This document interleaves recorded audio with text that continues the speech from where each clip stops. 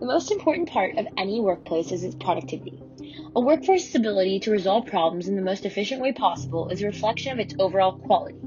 This can't be achieved without proper management. Lillian Gilbreth revolutionized industrial management techniques. She was a manager, an inventor, and a mother to 12 children. After her debut, the industrial world would accelerate to levels of efficiency never seen before. Today, we will be exploring the life and achievements of the mother of modern management, Lillian Gilbreth.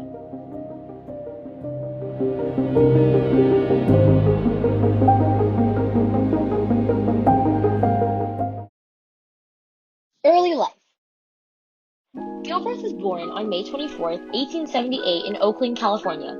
She always excelled in school, and her teachers all believed she had a promising future ahead of her.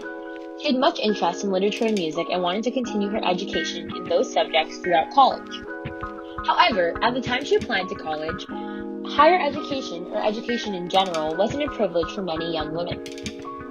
Her father believed that she, as a woman, had no right to further education, and that her time was better spent practicing home maintenance skills.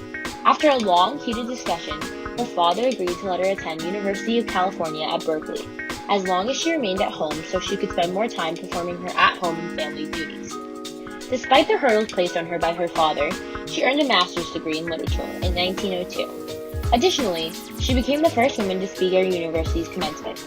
When celebrating in Boston, she also ended up meeting her husband, Frank Gilbreth, who never completed or attended any form of higher education, was a bricklayer. Unlike his coworkers, he was able to spot inefficiencies in his company's practices. He noticed that all of his fellow bricklayers placed the bricks in their own way. Some would bend down with their backs, some with their knees, others would twist left or twist right. After much thought, Frank presented a plan to his supervisors to begin delivering bricks to their layers at their waist level instead of them being delivered lower to the ground. This new strategy would decrease the amount of physical movement needed to pick up the bricks. His idea increased his coworkers' productivity twofold. Because of this, he quickly rose to the top of the company. After their marriage, the two wanted to start a family. Later, they began to study scientific management principles. Lillian did not believe that this was enough, so she decided to return to college at Brown. In 1915, she received a doctorate in psychology while still mothering her 4 children. Her education in psychology allowed her to see the world in a way no one else did. Her unique perspective gave her the ability to discover and develop ways to increase efficiency, not only at home, but in the workplace as well. This would be the starting point of the couple's new business. Her company.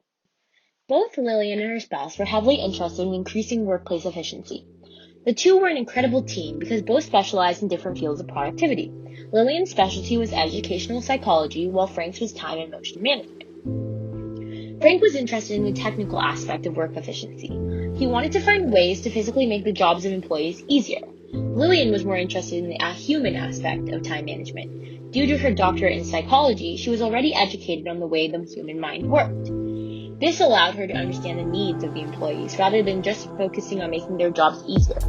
The two began Gilbreth Inc., which was a consulting business meant to increase a business's productivity. After heavily studying the work environment of the company they were assisting, they would devise a plan to overall improve the company's efficiency. The two worked together, making the company an incredibly large and profitable business. They did research into fatigue management, the forerunner to ergonomics. They often suggested companies give more breaks, improve their lighting, create suggestion boxes, and hand out free books. Some of their suggestions helped create a better physical work environment, while others improved the mental state of the company's workers.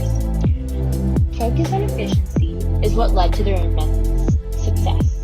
Even at home, the couple was finding more efficient ways to complete tasks. Her family life was simply an extension of her work life. Lillian had studied her children while they were doing daily tasks like chores to find ways to increase the house's productivity.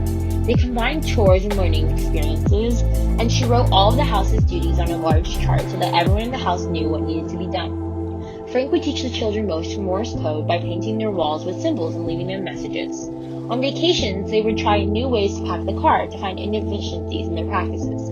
Her house slowly turned from a home to a laboratory for motion study. The two never stopped working. Frank would soon die, leaving the entire company in the hands of Lillian. Despite the loss of her partner, Lillian continued to help the company flourish to new heights. Later achievements.